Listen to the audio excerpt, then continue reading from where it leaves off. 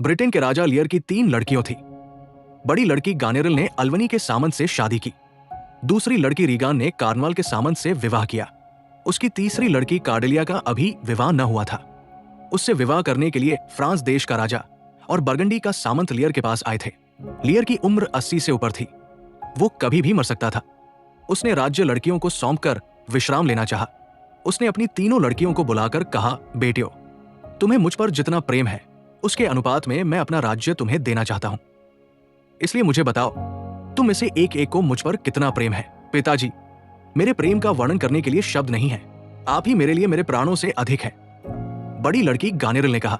लियर ये सुनकर बड़ा खुश हुआ। उसने उसके पति को अपने राज्य का तीसरा हिस्सा दे दिया। फिर दूसरी लड़की रीगान ने भी कहा कि उसका प्रेम अपनी बहन के प्रेम से भी अधिक था। सिवाय पिता को प्रेम करने के जीवन में उसको और कोई सुख न था, आनंद न था। बढ़ा चढ़ाकर उसने कहा, इस तरह की लड़कियों का होना राजा लियर ने अपना सौभाग्य समझा। उसने रीगान को राज्य का तीसरा भाग दे दिया। फिर उसने कहा, मेरी सबसे छोटी लड़की का क्या ख्याल है? कार्डेलिया से प्रेम पूर्वक पूछा। पिताजी, मेरे पास कहने के लिए कुछ नहीं है। कार्डेलिया ने कहा। लियर ने आश्चर्य से पूछा, कहने के लिए कुछ नहीं है? अगर कुछ नहीं है तो कुछ नहीं मिलेगा। सोच कर कहूं, एक लड़की को अपने पिता को जैसे प्रेम करना चाहिए, मैं आपको वैसे ही प्रेम करती हूं, न उससे अधिक न उससे कम ही। कार्डेलिया ने कहा। लियर को गुस्सा आया। अगर तुमने अपना ख्याल न बदला तो तुम्हें कुछ न मिलेगा। उसने कहा, मैंने सच कहा है। मुझे बहनों की तरह बढ़ा चढ़ाकर बातें करनी नहीं आती। कार्डेलिया ने कहा। सचमुच कार्डेलिया अपने पिता को बहनों की अपेक्षा अधिक चाहती थी, परंतु उनकी तरह राज्य के लालच में पिता की झूठ-मूठ खुशामद करना उसे बुरा लगा। परंतु मूर्ख लियर को यह समझ में नहीं आया। उसने गुस्से में अपना सारा राज्य दोनों बड़ी लड़कियों को दे दिया। कार्डेलिया को कुछ भी न दिया। उसने उससे कहा, मैं तुम्हारा पिता नहीं हूं, तुम मेरी लड़की नहीं हो। उसने भरे दरबार में अपने कर्मचारियों, आयाओं और नौकर चाकरों को अपनी बड़ी लड़कियों में बांट दिया और कहा कि वो नाम मात्र ही राजा था और उसके लिए 100 नौकर काफरी थे। उसने ये भी घोषणा की कि बारी बारी से वो अपने लड़कियों के यहां रहेगा और वे ही उसका खर्च उठाएंगी।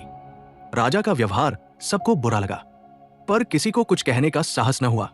दरबारियों में से केवल केंट के सामंत ने इस पर आपत्ति उठाई।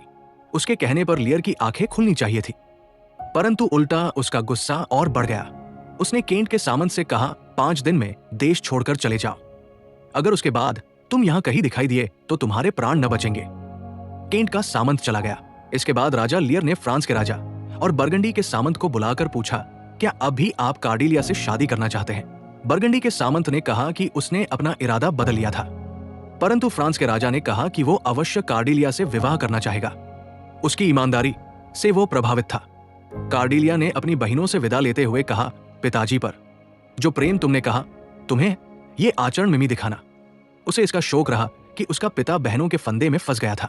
वो फ्रांस के राजा के साथ चली गई। लियर राजा अपनी व्यवस्था के अनुसार पहले महीने बड़ी लड़की गानेरिल के पास रहा। अमी महीना पूरा भी न हुआ था कि उसका असली रंग बाहर आने लगा। ये उस पिता को, जिसने उसे राज्य दिया था, देखकर नाक बहुत चढ़ाने लगी। वो जब बुलाता तो उसका बुलाना वो अनसुना कर देती। जब वो बात कर रहा होता तो उठकर नहीं जाती। वो हमेशा खिंचती रहती कि उसको 100 नौकरों की क्या जरूरत थी। उसके उकसाने पर नौकर भी लियर की उपेक्षा करने लगे। ये सब लियर ने सहा। जब गानेरिल इस प्रकार पिता का तिरस्कार कर रही थी तो केंट के सामंत ने, जिसको देश निकाला दिया गया था, राजा की सेवा करने का निश्चय किया। उसने नौकरों के कपड़े पहने। दूसरा नाम रखकर लियर के पास वो नौकर नियुक्त हुआ और उसकी सेवा करने लगा। जो कोई लियर के सामने बेअदबी से पेश आता वो उसको सजा देता। केंट के सामंत की तरह विदूषक भी राजा की सेवा कर रहा था। वो एक ओर तो लियर की मूर्खता की हंसी उड़ाता और दूसरी ओर हास परिहास से उसका मनोरंजन भी करता। गानेरिल को इस विदूषक की उल्टी सीधी मजाक बिल्कुल पसंद न थी। उसने एक दिन पिता से साफ साफ पूछा, तुम्हें इतने आदमियों की क्या जरूरत है? इन सबको खिलाते खिलाते हमारी जान जा रही है। लियर आपे से बाहर हो गया। उसे आश्चर्य हुआ कि उसकी बड़ी लड़की उससे आधा राज्य लेकर भी इस तरह का व्यवहार कर रही थी। उसने गानेरिल को तरह तरह से बुरा भला कहा। उसने कहा, मैं यहां न रहूंगा, मैं अपनी दूसरी लड़की रीगान के पास चला जाऊंगा। यह कहकर वो उसके घर से निकल पड़ा। नौकर के वेश में केंट के सामंत ने रीगान के घर जाकर सूचित किया कि राजा लियर अपने नौकर चाकरों के साथ आ रहा था। तब तक गानेरिल ने भी अपने बहन के पास आदमी भेज दिया था। उसका उद्देश्य था कि बहन पिता के साथ आए हुए सब लोगों को आश्रय न दे। केंट का सामंत जब पहुंचा तो वो आदमी भी पहुंचा।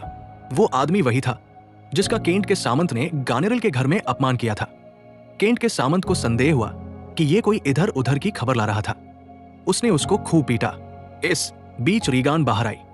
उसने केंट के सामंत को कैदी बना लिया। लियर ने आते ही देखा कि उसका नौकर कैद में था। उसने वहां के नौकरों से पूछा, मेरी लड़की और दामाद यहाँ हैं? उन्होंने कहा, रात भर वे सफर करके आए हैं और आराम कर रहे हैं।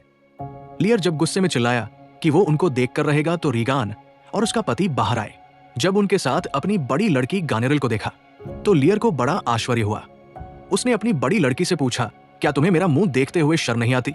रीगान ने अपने पिता से कहा कि वह बहन के घर वापस चला जाए और अपने नौकरों में से आधों को निकाल दे। मैं अपने 100 आदमियों के साथ यही रहने आ रहा हूं। तुम गानेरल की तरह दुष्ट नहीं हो। लियर ने कहा, तुम्हारे लिए 50 आदमी भी अधिक है, 25 आदमी काफी है। रीगा ने कहा, तुमसे तो गानेरल का ही दुगना प्रेम मालूम होता है। वो 50 नौकरों को रखने के लिए मान गई थी।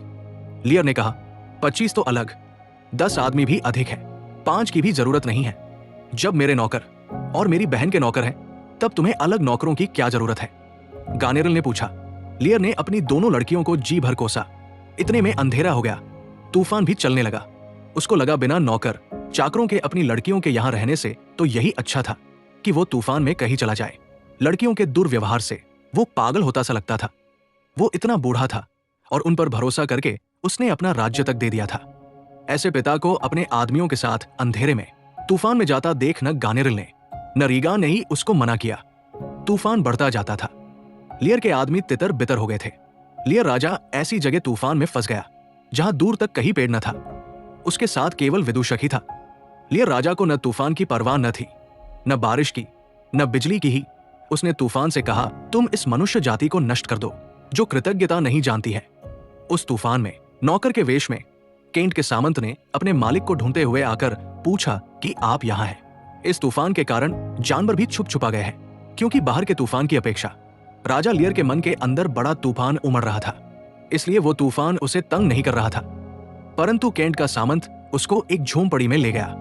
वहां उससे पहले ही एक भिखारी आया हुआ था। उसको देखकर राजा लियर ने कहा, कृतघ्न लड़कियों नहीं इसकी ये हालत की होगी।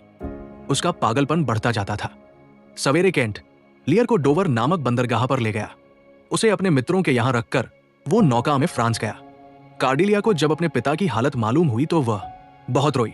वो अपने पति की अनुमति लेकर कुछ सेना के साथ ब्रिटेन आई। अगर जरूरत पड़ी तो बहनों से युद्ध करके वो पुनः अपने पिता को गद्दी दिलाना चाहती थी। कार्डिलिया जब अपनी सेना के साथ डोवर पहुंची तो लियर कहीं भाग गया था। वो सैनिकों को डोवर के पास घूमता घामता दिलाई दिया। उसके सिर पर घास का एक मुकुट था। ये पागलपन में गीत गुनगुना रहा था। वैद्य के चिकित्सा करने पर लियर की स्थिति कुछ सुधरी। उसने कार्डिलिया को पहचाना, उससे माफी भी मांगी। कार्डिलिया की महानता उसे देर ही सही दुरुस्त समझ में आई। कार्डिलिया ने अपनी सेना द्वारा पुनः अपनी बहनों पर विजय प्राप्त की और राजा लियर को पुनः राजा घोषित किया।